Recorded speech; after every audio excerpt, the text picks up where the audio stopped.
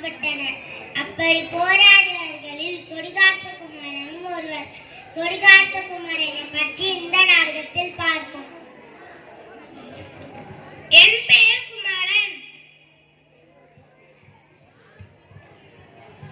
என் பெயர் சுந்தரன். நான் குமரனின் நண்பன்.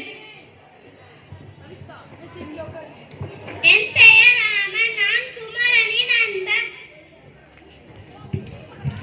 நாங்கள் போராட்ட இளைஞர்கள். நாங்கள் பொதுமக்கள். நாங்கள் ஆங்கிலேயர் காவலர்கள். இளம் போராட்ட களம் பங்கு பெறுவோர் குமரன், குமரனின் நண்பர்கள், போராட்ட இளைஞர்கள், பொதுமக்கள் மற்றும் ஆங்கிலேய காவலர்கள். ஆங்கிலேயர்களை எதிர்த்து போராடுவோம், வெற்றி பெறுவோம், இல்லை என்றால் வீர மரணம் அடைவோம்.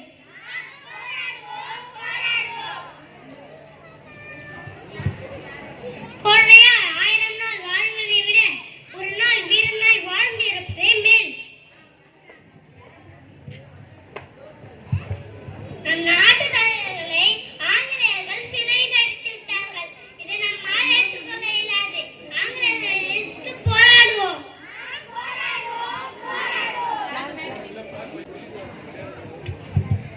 வந்தே மாதரம், வந்தே மாதரம். பாரத மாதாவிற்கு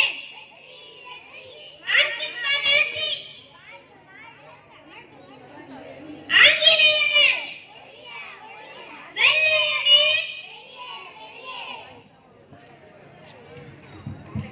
வணிகம் செய்ய வந்த வியாபாரிகளிடம் நாம் அடிமைகளாக இருக்கக்கூடாது.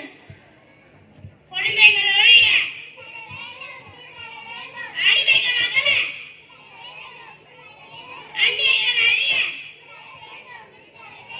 நாம் ஆங்கிலேய அரசின் அதிகாரிகளை கண்டு அஞ்சக்கூடாது.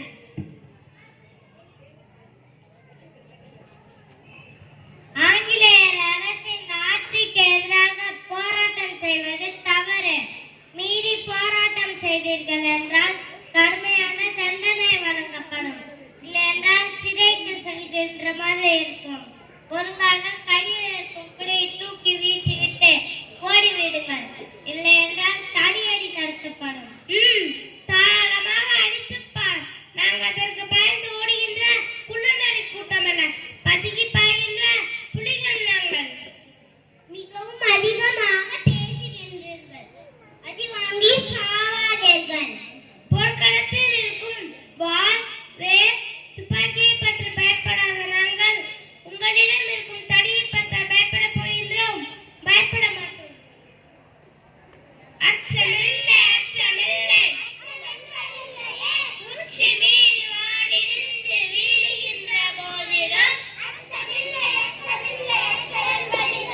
கொடுமைகள் ஒழிய, அடிமைகள் அகல, அந்நியர்கள் அழிய, பாரத மாதாவிற்கு. இவர்கள் போராட்டத்தை நிறுத்தது போல் தெரியும். அடிவாங்கினால்தான் அடங்குவீர்கள். இப்பொழுது எப்படி அடிவாங்குவது என்று பாருங்கள். என் கடைசி மூச்சு இருக்கும் வரை என் தாய்நாட்டு கொடியை பாதுகாப்பேன்.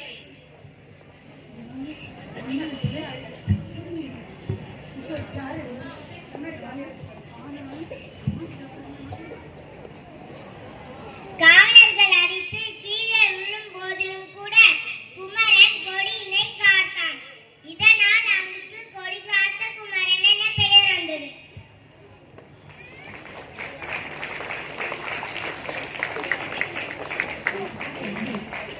ஏ